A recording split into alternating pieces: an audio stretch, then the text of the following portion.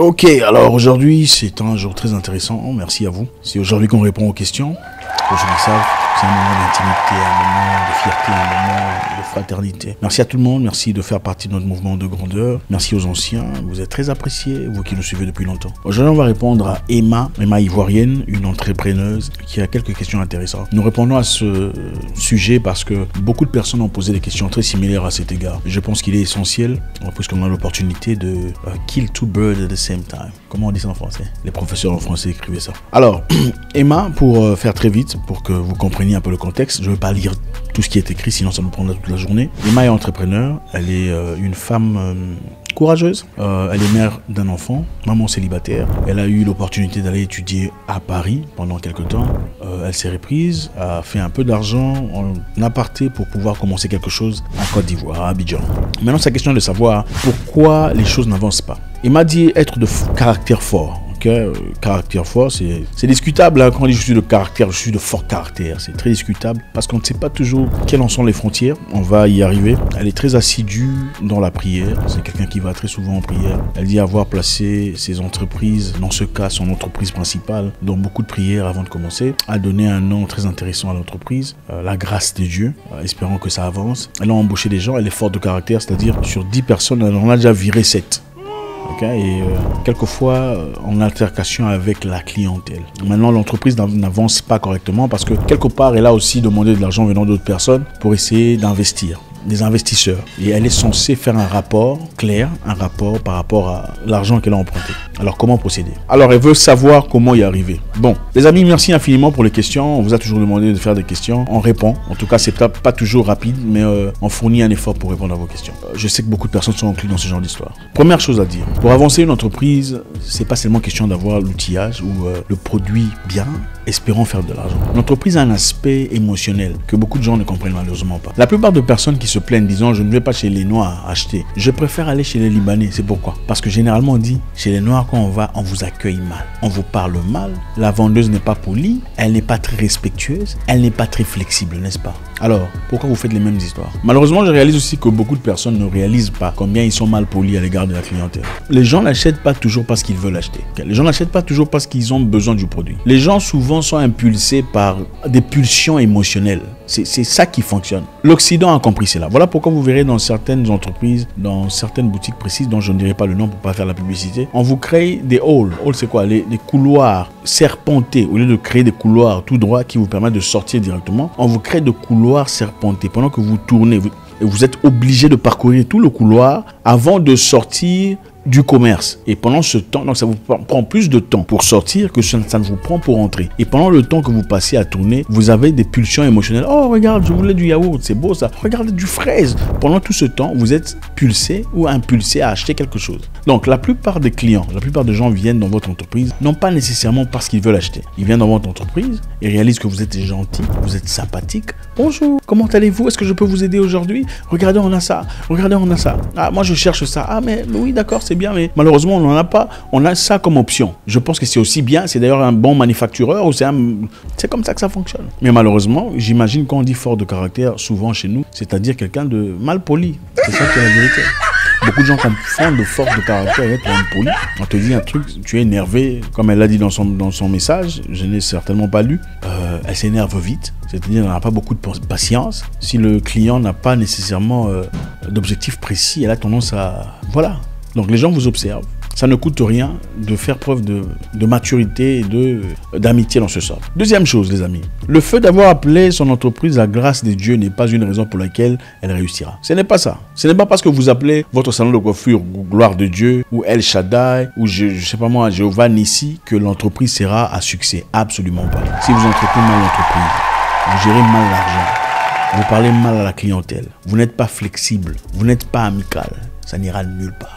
Vous pouvez gêner autant que vous désirez. Vous pouvez faire des prières autant que vous voulez. Vous pouvez jeter tout ce que vous voulez. Ça n'ira nulle part. Il y a la partie émotionnelle qui est très importante. Comment mettre les gens à l'aise. On ne peut malheureusement pas parler de développement en Afrique sans parler de comportement. C'est ça la réalité. Quand on devient entrepreneur, ça ne veut pas dire qu'on devient boss. Ce n'est pas ça l'objectif. Devenir entrepreneur, c'est devenir servant. en son propre compte. C'est ça la réalité. Malheureusement, chez nous, très souvent, quand quelqu'un devient entrepreneur, il devient boss. Il ne fout plus rien, il délègue tout à tout le monde. Et puis bon, voilà, lui vient d'attendre les chiffres et tout le reste. Mais ne parle plus à la clientèle, développe un sens de condescendance à l'égard de la clientèle, surtout ceux qui sont petits, qui veulent acheter une petite histoire, oubliant que la personne qui achète une petite histoire pourrait emmener une autre qui achète une petite histoire, qui pourrait emmener une autre personne qui achèterait une petite histoire, et toutes les petites histoires deviendraient une grande histoire. Il n'y a pas de formule extraterrestre, mécanographique, ça n'existe pas. La formule simple, c'est l'accueil, c'est la première chose.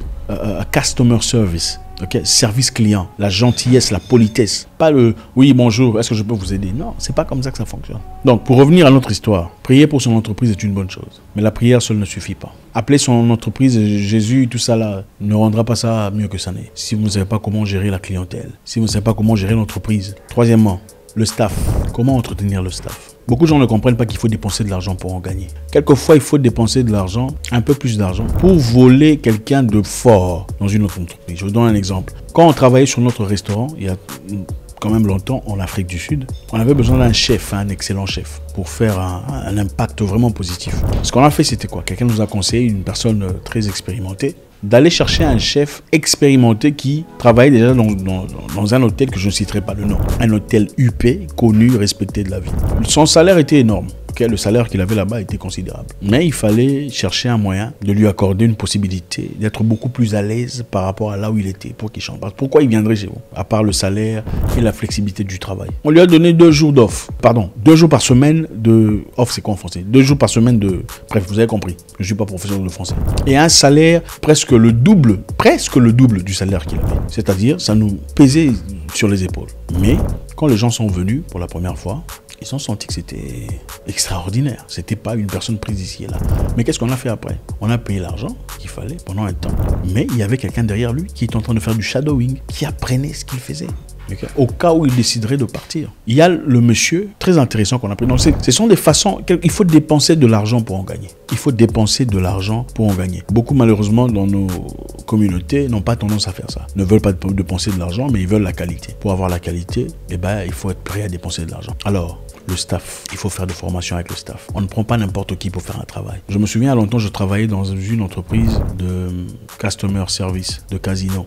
On répondait à la clientèle en ligne, tout ça. Il fallait aider la clientèle ou le client à enregistrer sa carte bancaire pour faire des transactions. Qu'est-ce qui s'est passé ensuite? On avait quelqu'un qui faisait le quality assurance, l'assurance qualité. Donc son travail était de s'assurer de revoir toutes les interactions, tous les chats, tous les appels vidéo, tous les appels audio qu'on faisait avec la clientèle. Comment tu as parlé au client? As-tu été poli? As-tu été présent? As-tu répondu à sa question? D'accord? As-tu répondu à sa question? La finalité, c'était quoi? Si le client voulait quelque chose, il n'en a pas. Est-ce que tu as proposé des options? Donc, chacun avait son fichier et à travers lequel on pouvait voir et savoir évaluer comment il a fait son travail. Donc, on sait palpablement, concrètement, qu'est-ce qu'il fait. Parce que c'est que le client vit avec le staff n'est pas nécessairement transparent. Le staff ne te dira pas nécessairement ce qu'il a dit. Donc, il faut avoir un moment de QA, un moment de quality insurance pour savoir réévaluer la capacité de ton staff. Peu importe le domaine, ça pourrait être technique, technologique, peu importe le domaine. Il faut avoir le temps de faire le quality insurance.